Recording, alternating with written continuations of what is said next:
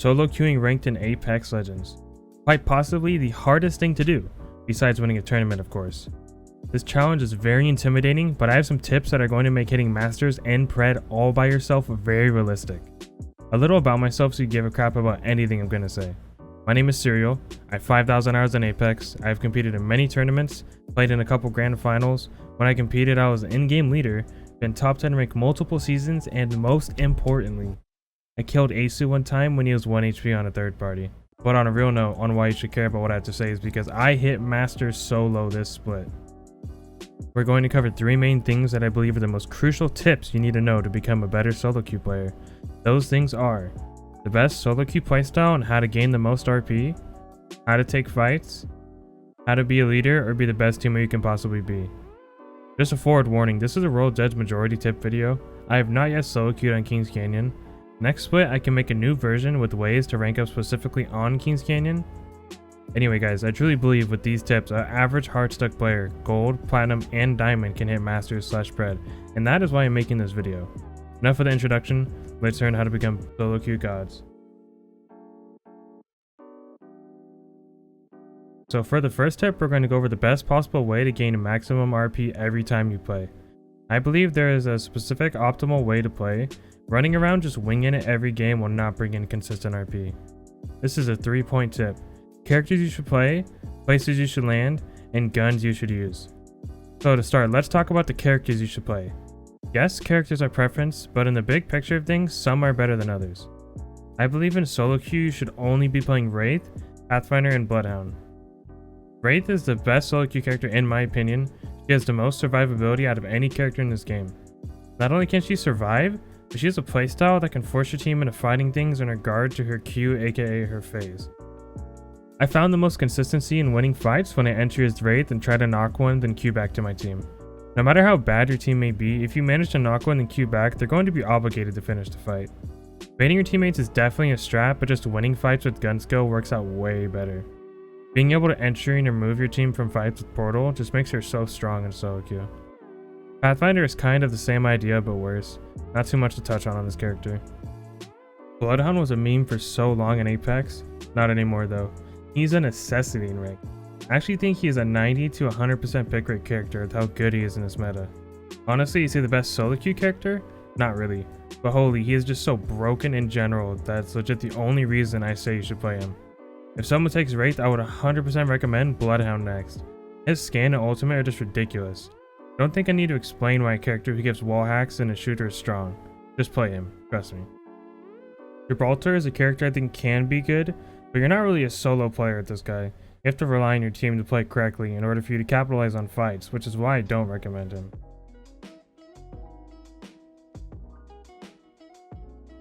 So for the second part of this tip is where should you land? This seems like something that doesn't matter, but trust me, it matters.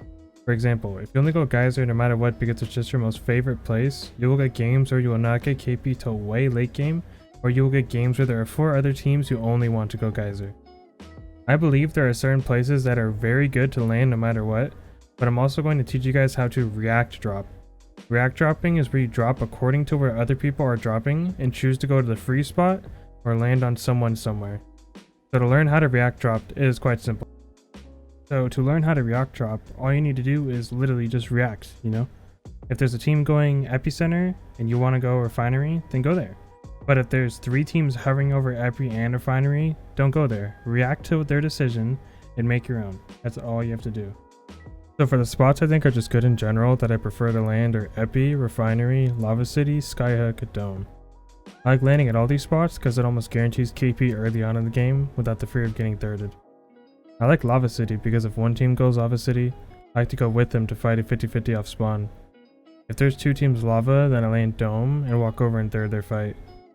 Epicenter and Refinery is the same premise, just a little different.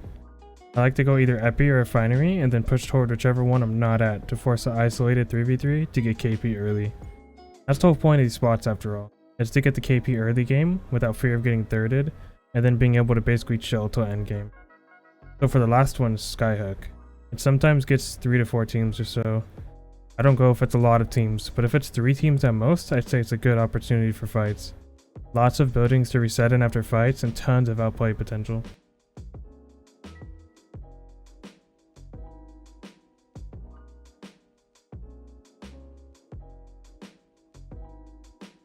Okay, so what guns should you use?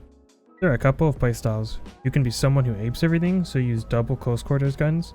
You can be a guy who likes auto guns / mid-range, or someone who uses snipers and doesn't like to fight up close. I believe the best guns to use in solo queue are aggressive guns. After all, sniping someone may do a lot of damage, but it's rare if someone ever lets you straight up knock them with a triple take, scout, etc. The most success I've had in solo queuing is Volt, R301, Hemlock as my primary, and Mastiff / Prowler as my secondary. Those 5 guns are super insane right now and very versatile. R301 Hemlock are probably the best main guns to use because you can poke with them, they're easy to use, large magazine sizes, and very common to find. I would recommend Mastiff or Prowler as a secondary because those 2 guns have the largest 1v3 potential due to pure damage output. Snipers aren't my recommended choice of guns, but they aren't bad for leveling up Evo shields. Besides that, I would still recommend auto guns.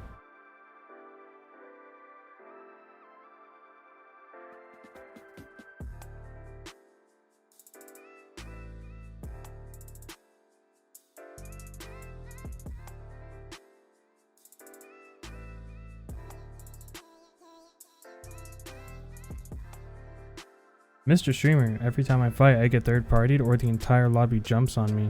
I just don't get how to see when it's a good time to take a fight. Say no more. Let's talk about the most important core value of Apex Legends, fighting. So how do you know when a fight is a good fight, quote unquote? Honestly, there's no real 100% sure way to know, but there is a way to figure out how safe it may be. Honestly, you just need to assess your surroundings. Is there any other teams nearby I can see? Do I think there's going to be 5 other teams walking to the same place I am? Just put a little thought into the fights you take and they will come out way cleaner. Okay, so what about getting thirded? My golden rule is if a fight is taking longer than 30 seconds or even 20 seconds to get a knock, then I give up before the whole lobby hears us shooting at each other. Everyone is searching for their first kill points, and if they hear a fight going on for a long time, it's going to seem like a prime chance for them to third party. So either end it quickly or pull out early. Don't make that weird. The most important part of the fighting section of this guide I save for last. How to fight correctly as a solo player. And by that I mean doing enough damage every fight, not feeding when you fight, knowing when to W key into a fight, etc. So when you are solo queuing, you cannot just fling yourself at every fight you see, and you also cannot just play super passive in every fight. There is a perfect middle ground where you need to be aggressive enough so you win, but not over aggressive to the point you get knocked every fight. The whole goal as a solo queue player is you have to win every 1v1 you take. Your team is going to hold you down. You have to carry your own weight and then some. If you can't kill at least one in a fight, you take your chances of winning are close to 0. Your ultimate goal for every single fight you get into is to knock 1 at least.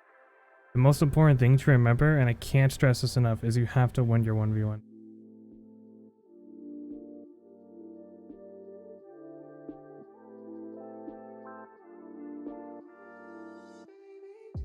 How to gain the most possible RP.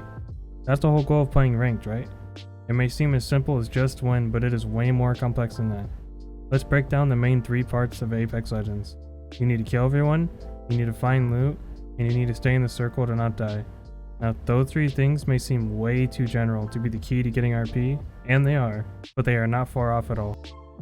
You need kill points to get RP, and there is a specific amount you should have by a certain point of the game.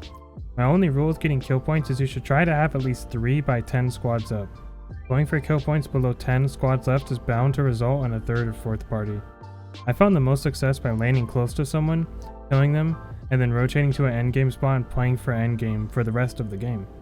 You can go for more fights to get max kill points before the game ends, but it's almost pointless. Let's say you have 3 from the first team you fought, then you have to kill the last team at the end, which is another 3, which equals max KP. This is by far the safest way to guarantee good RP gains. Yes, you may die sometimes pushing a team early, but if you die to the first team, you are probably going to lose whatever fight you took regardless with your team. When is overlooting too much? Overlooting relates to the previous segment about getting kill points before a certain time in the game. If you loot all game and there are 6 squads left, your chances of winning are very slim. Every team will have red armor and be super warm from already fighting a bunch of teams that game. Loot till you are confident with what you have. Example, blue armor, a mag for your 301, and 8 shield cells. I promise you don't need gold barrel, gold armor, gold knockdown, gold bag, etc, to be able to kill people. That is just all in your head. You can do just as fine without it. You will also get loot off of the people you kill, so it will make up for whatever you're missing. How to rotate. I get this question so much on my stream. Twitch.tv/serial. Damn, do I got COVID, man? Anyway, what is the correct way to rotate? There is no perfect surefire way to rotate, but there is a way to guess what people are going to do in your game. Just think about what everyone else is going to do. It's legit as simple as that. Rotating is all about predicting where everyone else is going to be and playing off of that. Alright guys, that's it for the solo queue rank guide. If you found it helpful, please consider dropping a sub, like, comment, etc. I appreciate everyone watching this. You guys are amazing. Help everyone get to masters and maybe even pred solo. That's it for me guys. Have a good night and go frag out as a solo player for a solo warlords. Peace.